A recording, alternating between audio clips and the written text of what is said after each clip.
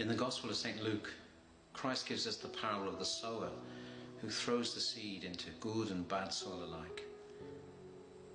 The soil represents our heart, and the seed is the Word of God, the very life of God that is planted within us.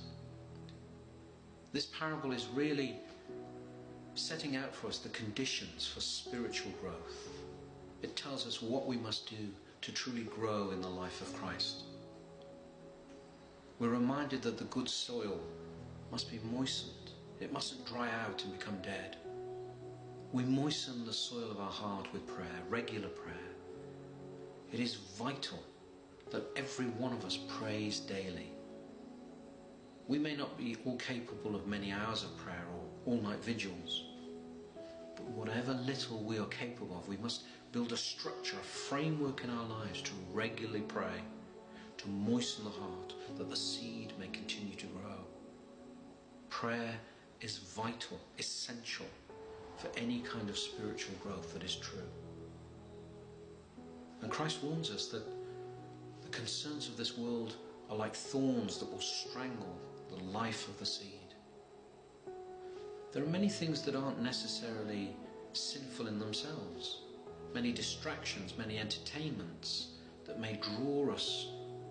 But if we fill our lives with these things, they can become a barrier between us and God. A certain level of withdrawal is necessary if we are to grow spiritually. The world is alien to Christianity. Even the very way the world thinks since the 11th and 12th centuries. The world has elevated rational man and logic above all else, making each of us the judge of truth. We must not make an idol of our own rational thought and accept the world's way of understanding. There is a truth that is greater than any kind of rational thought, that can be understood only by a heart of faith. And then Christ says, "To you I explain the parable, but to the crowds I don't."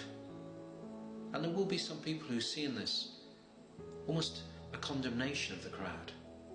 But in fact the reverse is true. Christ is showing mercy. If he had given the whole crowd the truth as he had given it to the disciples, many of them would have committed the sin of rejecting it consciously, rejecting him consciously. And so he gives them the parable